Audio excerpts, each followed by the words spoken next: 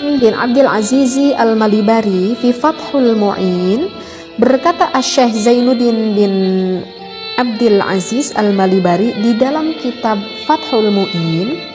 Di sana kalau para santri ini udah populer kitab Fathul Mu'in ya. Jadi itu kitab fikih yang banyak sekali dipelajari di pesantren-pesantren. Nah, bagi yang pernah ngaji kitab Fathul Mu'in, di sana kita akan menemui faslun fil kafaah ya. Di sana kita akan menemui faslun fil kafaah, bisa dibuka lagi referensi kitabnya.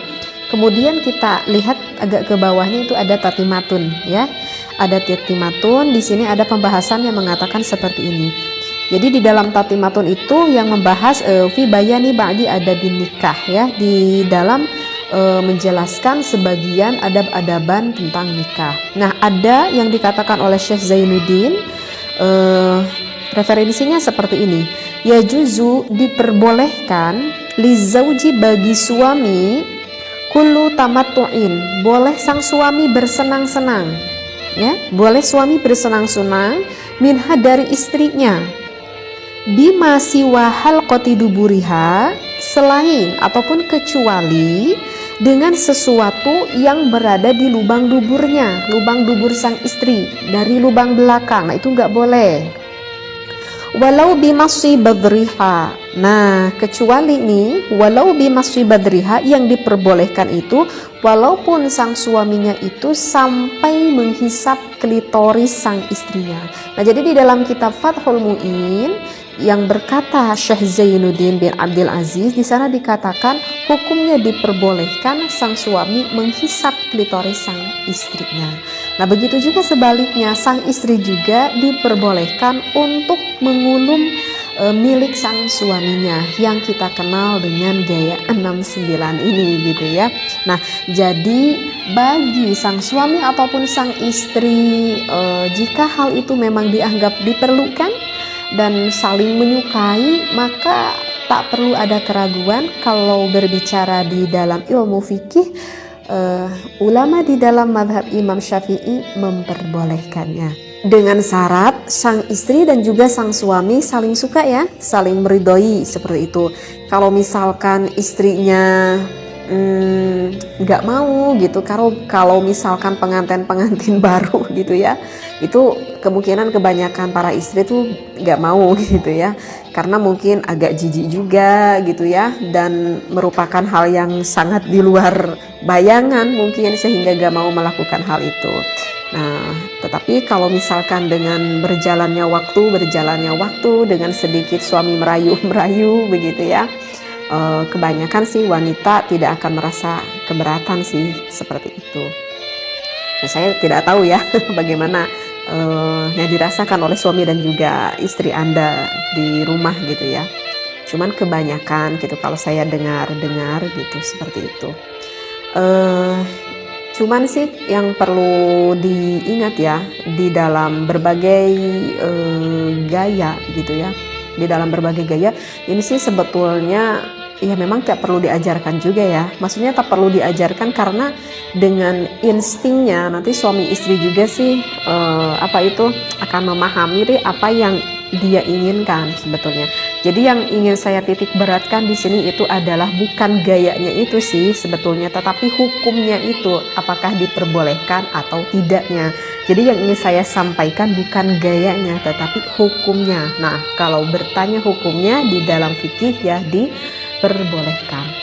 Dan harus diingat ya, wahai para suami dan juga istri, di dalam melakukan berhubungan seksualitas itu merupakan ibadah ya, itu merupakan ibadah bahkan yang besar sekali pahalanya.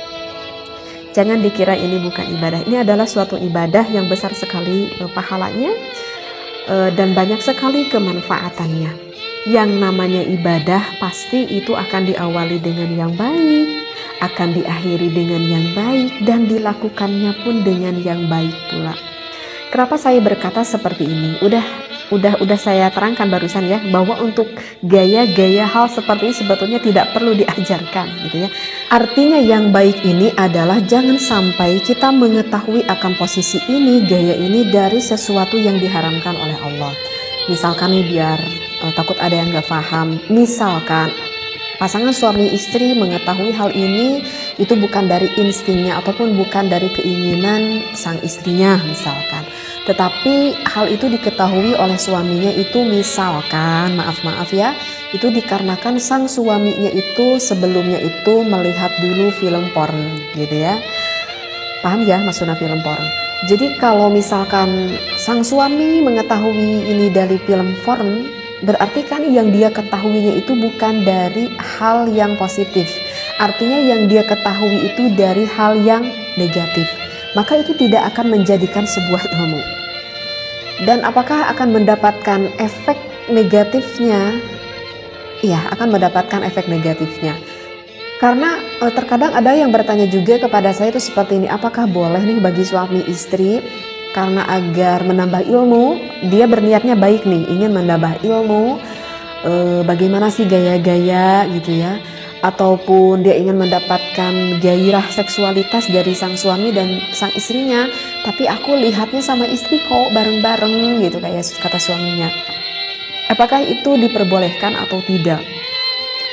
Maka jawabannya itu adalah tidak diperbolehkan, walaupun sang suami dan juga sang istri melihatnya bareng-bareng, walaupun punya niat, perasaannya, niatnya itu adalah baik karena ingin membangkitkan gairah syahwatnya, ataupun bertujuannya baik menurut dirinya karena ingin menambahkan ilmu menurut pemikirannya, tetapi itu adalah apa yang dia pikirkan itu adalah mencari dari hal yang diharamkan. Maka sesuatu yang dicari dari hal yang diharamkan oleh Allah, maka hasilnya itu nanti tidak akan baik.